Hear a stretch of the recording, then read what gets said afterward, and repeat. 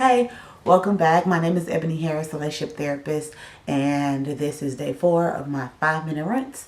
And I guess that's just going to be the name because I haven't come up with anything new. But this is day 4, and it's a little bit later than I expected because it is almost midnight. Because earlier when I attempted to take this, I ran out of time. I had to wash my hair, did this thing to it, and when I was out at the restaurant, I was trying to do that in my car.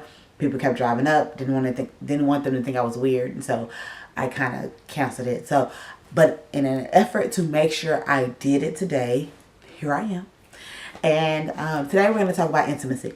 So I want to discuss what intimacy is, what people expect of intimacy, and how can you get better at intimacy in your relationship. So stick around and you'll learn more about that.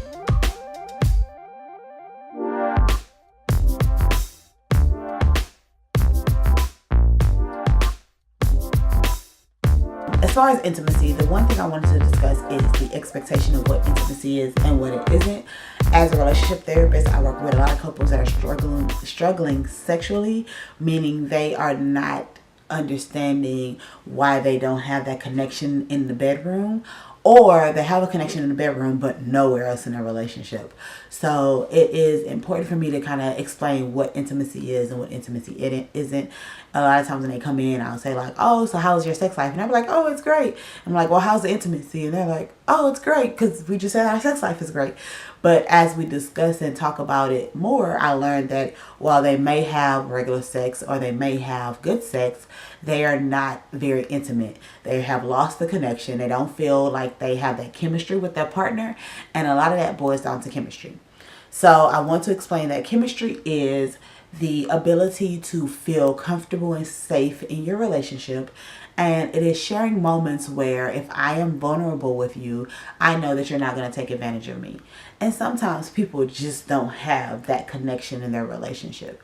And so what I work on a lot of times, if it's not a physical sexual issue or they're not struggling with that part of their relationship, as much as I like to talk about those things, I'll also talk about like that loss of connection within the relationship and losing a connection with your partner, which is very, very big. Sometimes couples will say, well, we have great sex, but we just struggle in other areas. And I'm like, well, why? And it'll turn out that they just have not felt that connection. They don't trust their partner. They don't believe that their partner is going to be able to be there for them when they're vulnerable and things like that. So some of the ways that I help couples that struggle with intimacy is that I discuss, first off, what is their idea of intimacy. A lot of times it is, oh, well, we have regular sex, so we have great intimacy, and that's not always the case. Sometimes it's, oh, yeah, we're intimate, like we hug and kiss, and that's it. We don't talk about the other areas that they can create some intimacy. So when couples are struggling in that area, in that physical connection and mental connection, a lot of times I try to increase the level of intimacy. So that means let's talk about how often do you guys talk?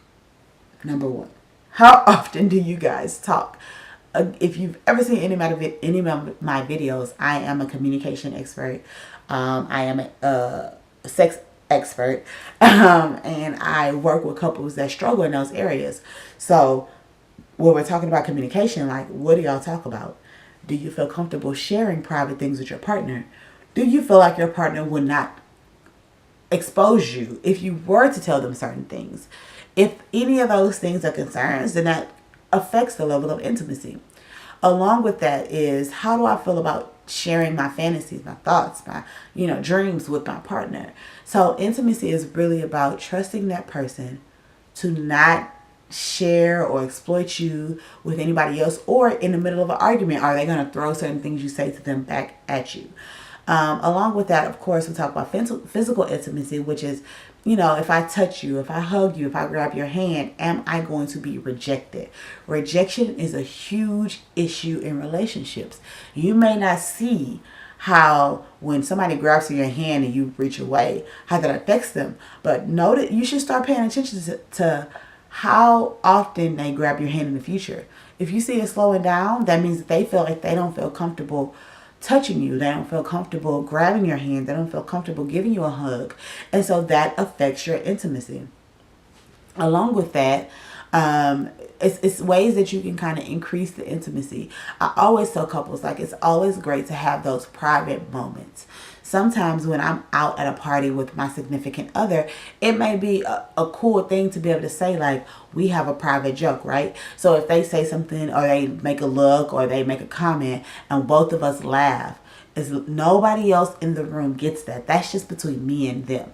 That is a level of intimacy. That moment when you're laughing uncontrollably and nobody gets it, that is an intimate moment. So how do you create those intimate moments with your partner?